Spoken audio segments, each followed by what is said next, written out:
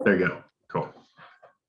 Hey everyone, what's up? It's Isaac at Vault Media here. Finally, I got the time to interview 3D Sorcery from GoreHoundz. Now, just to recap, we will have a video coming out soon about the GoreHoundz review. For those who don't know, GoreHoundz is you correct me if I missed something. It's a retro horror themed toy line. Again, as you can see, these are not for kids. You're gonna hear me mention that in the video, so do be careful with them. So let's begin the interview. Nice to meet you. Thanks for joining us. Really appreciate the time coming to talk to me, especially after showing me the slew and army of GoreHoundz you have to complete. So, for people who are viewing, what is a GoreHound from what I just described it as? No worries. So like the definition where GoreHoundz came from was like the actual definition is like just an extreme fan of horror, right? So like fans of horror movies and things like that are typically known as GoreHoundz, right? And so I was always a fan of like yeah, you can actually look it up, like GoreHoundz. I didn't know that. Yeah, it's like a fan of like horror. And I was like, oh, that's cool. And I kind of stumbled across it one day and I really liked that name. And I was like, you know what? Like that would be a cool name for, I was always a fan of like Ninja Turtles and Masters of the Universe and all that stuff when I was a kid. And, I've been a 3D artist in the game industry and film industry for years. And actually, it just kind of was one of these passion projects. I was like, you know what? I've always wanted to make a toy line. And I follow a lot of the Ninja Turtles, like custom fans and stuff like that, people like customizers that make stuff. And I've seen what a lot of people are doing. And so I was like, I kind of want to do that, but I want to do my own thing with my own spin on it. And so with that, I started GoreHoundz, and I liked the name, kind of had like a reference to horror, which I love. But I always felt like 80s and 90s, like that era, the action figures and everything that they made during that time had a certain like edginess to it, right? So it like looked, it was like one of those things, like we kind of mentioned earlier before we started here, it was like, when you'd see that on the shelf and your parents would be like, oh no, like you can't have that, that's too gross or whatever. But it was almost like accepted back then though. Now everything's like it's so clean and so, it just doesn't look like how we just had a conversation about the other day. It's like we were watching some of our old shows from the 90s, looking at our figures. I'm like, dude, no wonder they're so sensitive now. It's like, because our generation was like, there was like literally no shits given. Yeah, pretty much. Almost. I remember, in like the 80s, man, I used to ride my bike with my friends when we were little, right, to the video store, and there'd be like some old dude in there like chain smoking, and like, what's a good horror movie? And he'd be like, oh, I remember those days.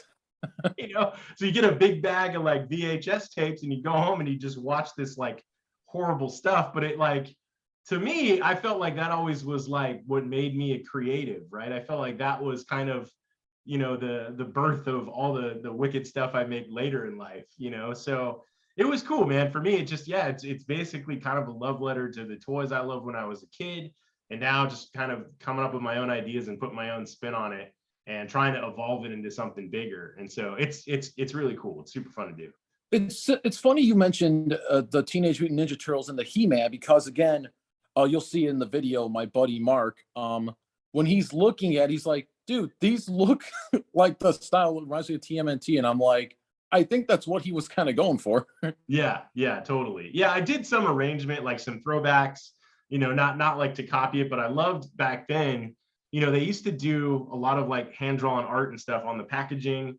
And, a lot of it like wasn't super polished, but it kind of had this like street essence to it that was like super kind of edgy and cool. And so I definitely kind of was like, reeling onto that to get the look and feel. So you definitely nailed the artwork on the package. Like I did show them in the video, unboxing and whatnot, but I told my friend, dude, as soon as they're going in the package, they're never coming out, like hands down. Yeah. Like seriously. And yes, for those who are watching, call me a shill, but I do plan on getting 90% of GoreHoundz unless my wallet like slaps me in the face. That does beg one question. So how long I saw you put out a video making the werewolf head, which is really cool, by the way, but from start to finish, from like idea conception to finished product, how long does it take to make a Gorehound if you had to ballpark it? Yeah. So yeah, that's a good question. So when I started, like usually like the conceptual phase is me just kind of doing doodles and whatever on paper, right? To come up with like the idea. And those could be like super rough sketches or whatever. And then from there, then I'll go into, I do everything in 3D on the computer. So I'll probably go into ZBrush and I'll start concept sculpting. And I'll probably have 2 or 3 ideas that I kick around that I like, and then I'll gravitate or maybe even merge some things between those. But then once I get to like a really solid part, then I start thinking like, okay, engineering wise, like how do I make this into a figure that I can add some magnets to and polish up and add little joints and all that kind of stuff. So then I start deconstructing it and slicing it up and kind of sizing it and stuff like that. So that it's funny because when I first started, so with the Cthulhu or the Eldritch Beast one, that took me forever because it was so much trial and error, like trying to figure out like the sizing and making sure everything fits and the magnets were flush when the peg goes in and just like all those little details. That was the painstaking figuring everything out. that one really took forever. And I learned some things too, just about shipping and other stuff when doing that one. But I would say like, so right now I'm working on I was going to show you today, but it's still not ready. So I'm still working on it, but I will definitely throw it your way when it's ready. But I'm doing a samurai werewolf right now. And all new packaging, by the way, like Asian inspired packaging, and like it's pretty dope. But that one's probably taken me, if I were to like add all the hours together, I would say we're probably at about like the 2-week mark right now of just like getting it all kind of dialed in and ready. 2 weeks to make one Gorehound, you would estimate? Well, to design the figure, like design it, get like the prototype done. Yeah, but then when I actually go into production, I usually do like the pre-order phase. So, that kind of tells me how many I need to make, right? So, learn some things too with that.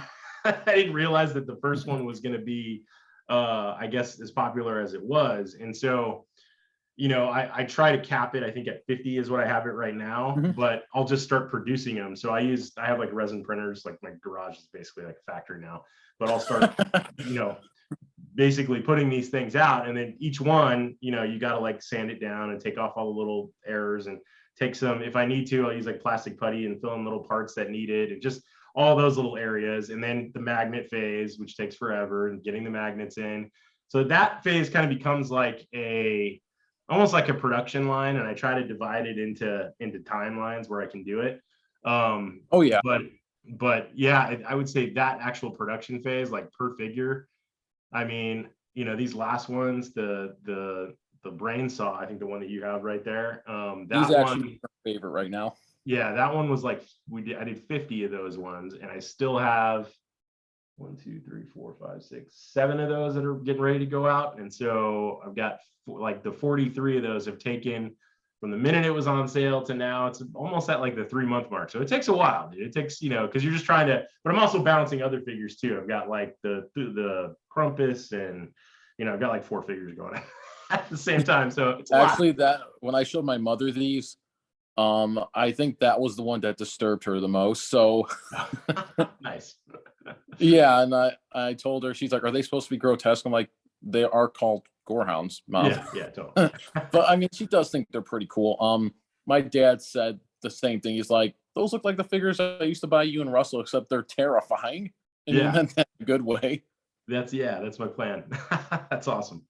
So I think you nailed that with the look of these. And looking at the detail again, I'm looking at these and I'm like, this is handmade. I'm like, this is ridiculous. Like, this is something you would see come out of like not saying you're not professional, but like a multi-factory with fancy computers and all that are putting in these painstaking details. And the fact that these are done by hand just again blows my mind. Well, I'll show you. Let me grab something real quick to give you a little behind the scenes thing. Hold on one second. Awesome.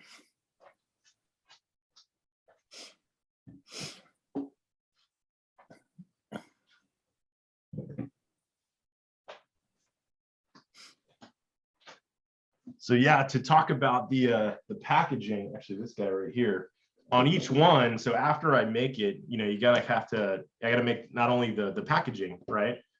Yeah. But the tray that goes inside that actually holds the figure, and then kind of assemble it and put it all together. And so all this is like 100% hand done, this back part. So I'll get these printed from like a printer off a press, and then I cut them up, and then I mount them to chipboard, and I roll it with like a big roller, so it's super flat and like super nice, and then I'll go in and I'll add the retail punch and everything that's in there. But these I actually got designed from China. I worked with a manufacturer to get the actual what do you call it, the blister done. Got those done overseas, got those shipped over. But then the hard part comes with the tray that's inside. So what I did was actually built in my garage. I have like a vacuum form machine. So I run plastic through it, heat it up, and then I vacuum form it down on shapes. But for the bucks, like this is basically what I create, using like MDF. I'll like just Dremel it out to the size of the figure, and then I'll create those shells so I can actually hold the figure, in the packaging and stuff. So yeah, it's a lot of work, but it's fun. Yeah. Again, I knew a lot of work went into these things, but again, it's like when you talk about it and see it, it's like, oh wow. Yeah. Man. Yeah. And I tried to add little extra things too, like on the back with the little hologram and like the signature, and just like something that makes it a little extra special. Like so when people get it, they just feel like it's a quality product. And I'm kind of big on that. So that I did think that was really cool, the hand sign things. One thing, I have some questions from the podcast the guys were itching to ask you, they wanted me to ask. For sure. So one of our guys asked, what is the, I don't want to say end game, but I guess I can't think of another word. What is the end game with GoreHoundz? Like, is this going to be a limited thing? Do you really want this to branch out like with other toy competitors, or is this like pretty much like a special kind of thing? So it's interesting, right? I've been looking at like various ways, because like as a personal goal, yeah, I do want to grow it into something bigger, and maybe even get like these mass produced would be awesome, to actually do something like an actual line in the stores. But right now it's like, when you're one person doing it, it's kind of hard to figure out like that route, like how do you get there? But a couple of the ways I've been looking at right now is maybe even branching into NFTs as almost like a fundraising kind of arm to it, to build capital to get actual lines produced. So maybe I do like exclusive virtual figures or something. I've seen some people do NFTs with actual figures. So that's kind of one route, maybe like the NFT bandwagon, or even doing like an Indiegogo. Or like a Kickstarter or something. Yeah, Kickstarter, like that. Looking at those, I'm starting to build the fan base right now. So, I feel like once you get to like a critical mass, then it's kind of the point to do that. So for right now, it's just get people buying and loving the figures, and kind of building like the fans, and hoping people love it. And then from there, then say, hey, talk to the fans like yourself and say, where would you like to see this go, kind of thing. And then figure it out. I think, me being one of those fans, GoreHoundists, if you want to call it that, I think in fact, I'll be as bold to say 99% of us would scream, we want more. Yeah, right. I would be bold to say that. But that did answer one question I had. I was thinking is that I was going to ask, is this a one-person job? But of course, you just answered that, and again, I think that's insane. So we're looking at the creator, the distributor, the market, everything. Yeah, it's a one-man shop, man. It's just me, just kind of running through everything, just coming up with ideas, making them, painting them, sending them to people. That's what it is. When you look at this, like, did you anticipate like the hype behind these, like the fact that they're growing at the rate they are? I kind of did the first one almost as this like a long shot. Like, I was a huge fan of, again, like Ninja Turtles and stuff. And I was like, man, I kind of looked at it as like, I want to make my own figure that I could add with my Ninja Turtles, like on the shelf or whatever. Right. And so I just kind of did it because I was always a big fan of horror. I loved like Cthulhu and the like, ancient creatures and stuff. And so kind of came up with that. And actually it's funny. So I'm like huge dork, right? But I play tabletop games on the side. So I've Oh been yeah. playing tabletop games for years, like 40K and Kings of War and all kinds of stuff. And so actually, it's kind of funny. So here is my original Cthulhu that I did for my own It's sick. yeah, tabletop game. So I actually have this in I have like an undead army I play with, like Warhammer and stuff with friends. But this is one of my units, right? And so I was looking at this one day going, man, this would be rad as like a Ninja Turtle figure. And so this figure actually became the one that you see. The Eldritch Beast. Yeah, so I So heavily modified it, but this was the original. So it's kind of funny. so can you say that is the original Gorehound or the prototype? Yeah, this would be like the very first one. Yeah, totally, but more of like a tabletop kind of thing.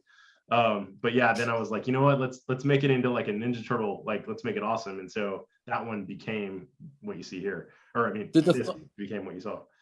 Did the thought ever cross your mind to turn them into tabletop figures instead of actual full-fledged action figures? Like, did that thought ever cross your mind when you thought about Gorehounds? Oh, totally. Actually, originally I was thinking about doing a whole tabletop series with them, and doing like smaller models for like a tabletop type game.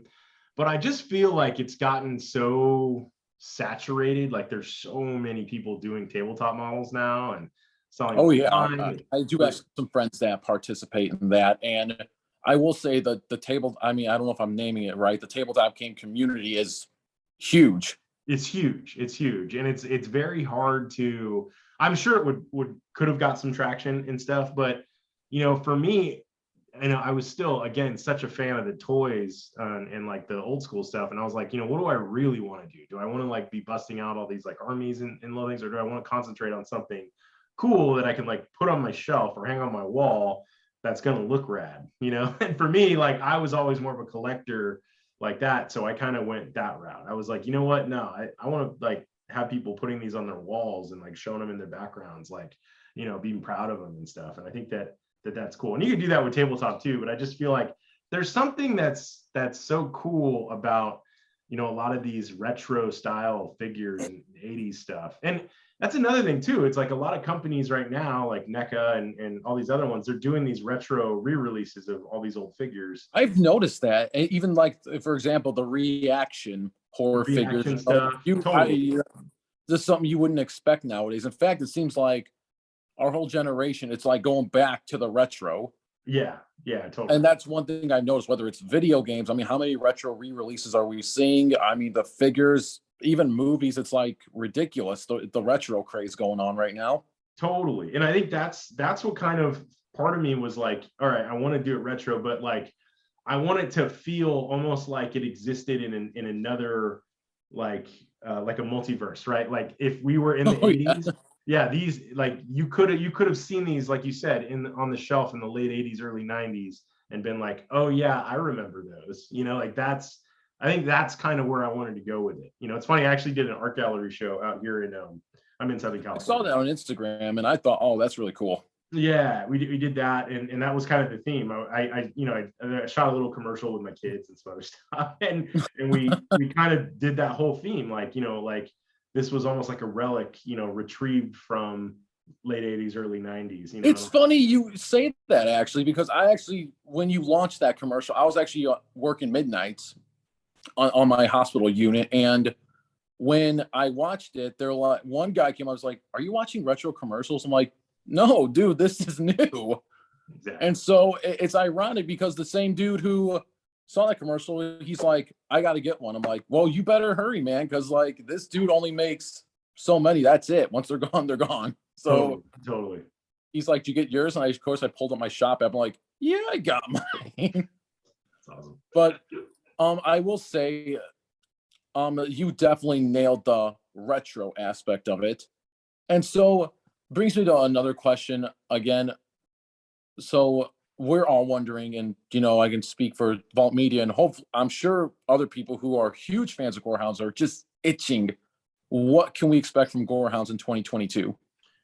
Cool. Well, it's funny. The first figures that are coming out in 2022 are going to be a series of werewolves, because I've had. Oh man, you got my attention. Yeah, I can't even tell you how many people. It's crazy. Like I'm not kidding, like 40 or 50 DMs of like people saying, you know, are you gonna, like, I teased some werewolf stuff earlier on, and also I did that YouTube video, but people were like, you know, dude, when are you gonna have a werewolf? When are you, and I teased like one that I was gonna do that I never, it's actually sitting, where's he at? Right here.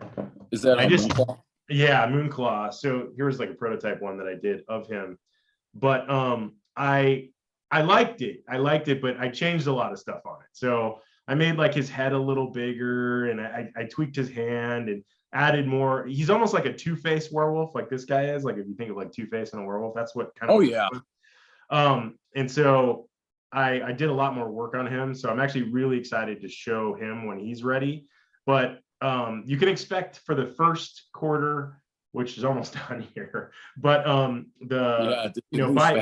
by May, I would say 3 werewolves are going to be launched, and those 3 are going to be the Samurai Werewolf, which I'm still trying to figure out a name for, Moonclaw, and then I've got this zombie werewolf too. That's kind of on the lines of like Brainsaw, but like a werewolf just falling apart.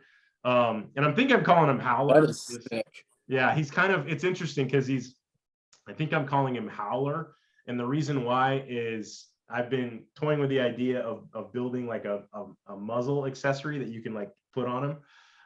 And he has like little straps all over him. So he's like, yeah, like chains and straps and just falling apart like this gnarly zombie werewolf. So those 3 for sure are coming out. And the reason why too is people are always like, with a name like GoreHoundz, why aren't you doing some werewolves? And I've heard that like at least 20 times. Because I wasn't gonna message, but I did think of that. I'm like, you know, Hound. I'm like, where's Moonclaw? Yeah, believe it or not, out of all the figures you teased, I think that and the Demon Lancer, I'm like, oh, I want. I remember reading about the Gorehounds, and I remember reading about the Hunters. So, are we possibly going to see like one of the Hunter classes, or are things changing up within Gorehounds? No, yeah. So for sure. So actually, it's interesting you said that. So, you know, now that it's kind of evolving and I have like a lot of figures that are kind of out there. Oh, by the way, there's the little brain dude that's going to go in your robot. I saw that. This girl I showed, she's like, oh, he's so cute. And I'm like, okay, I know you're a real one, because anyone who appreciates horror would say something like that. That's awesome.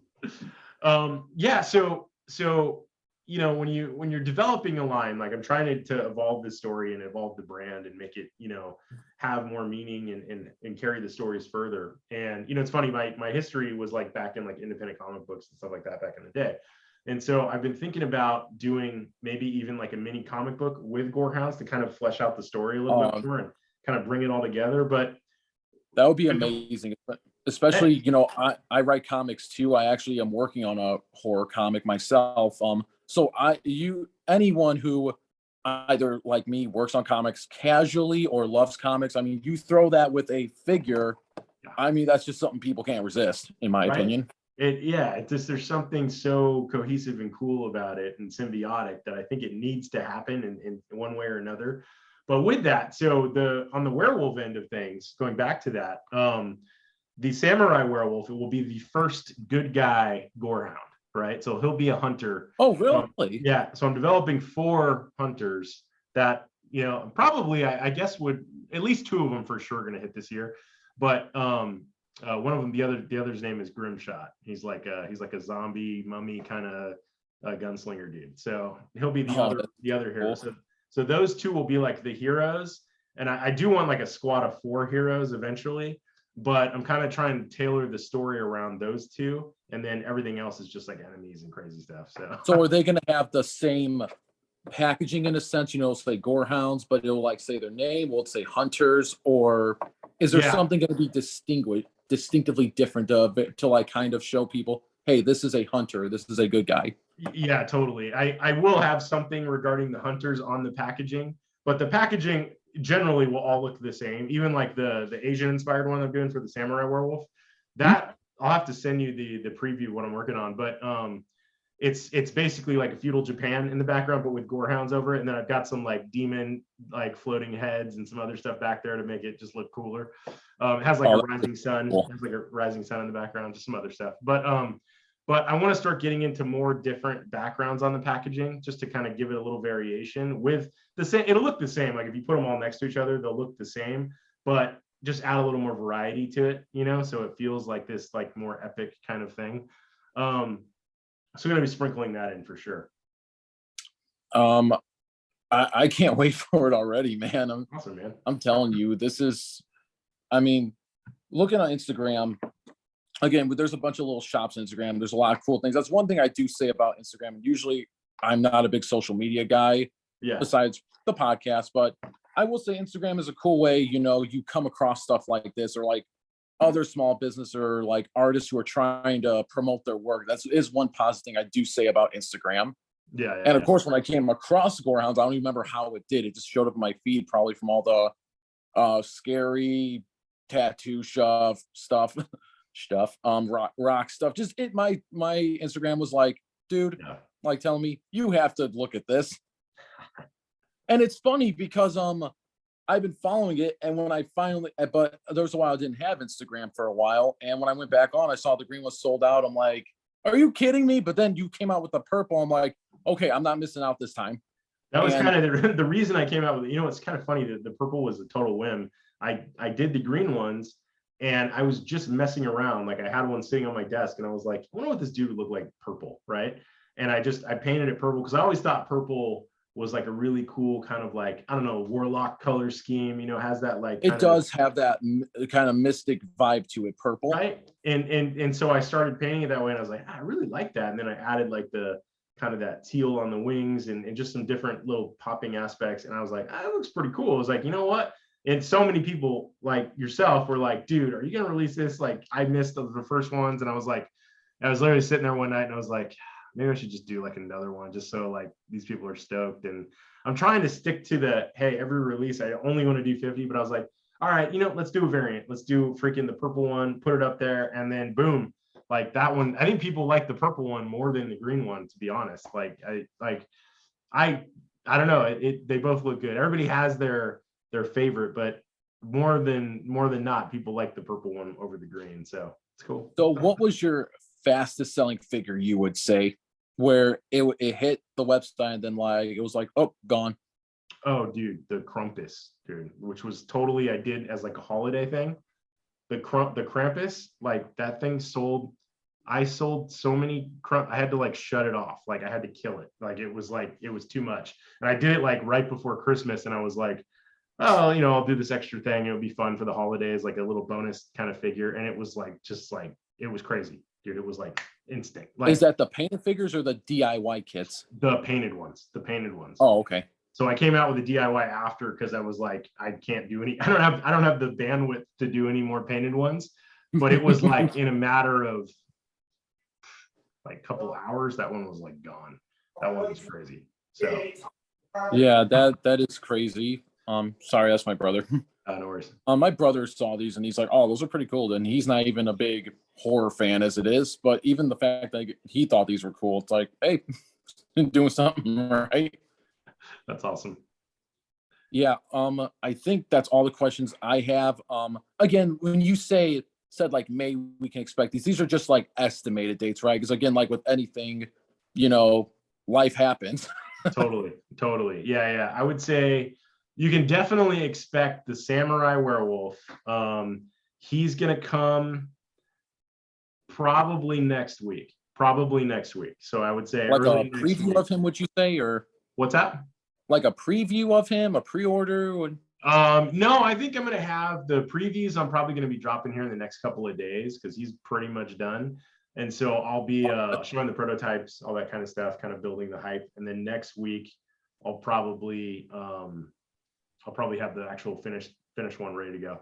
So the packaging I might stretch that out a little bit, but for sure you'll see the finished version of him next week. He's cool. He's got two katanas, and he's awesome. He's probably awesome. My favorite, I think, so far. Like he'll be legit, and he'll be packaged and everything too. That's insane. I think that's all the questions I have. Thank you so much for taking the time again after seeing the army of GoreHoundz that are just needing to be done. And taking the time to talk again, thank you so much. And on behalf of Vault Media, all the guys thank you for your time talking to us as well. Absolutely, man. I really appreciate it. And yeah, thanks for being a fan and just kind of following the journey. So that's great, man. Thank you. Of course. Thank you everyone for tuning in. This is Isaac at Vault Media. If you want to check out anything else from our channel or from GoreHoundz, there will be a link in the description below to the website. Also, the review will be out soon for my review about GoreHoundz. So stay tuned for that. Thank you so much. Cool. Thanks, man. Thanks.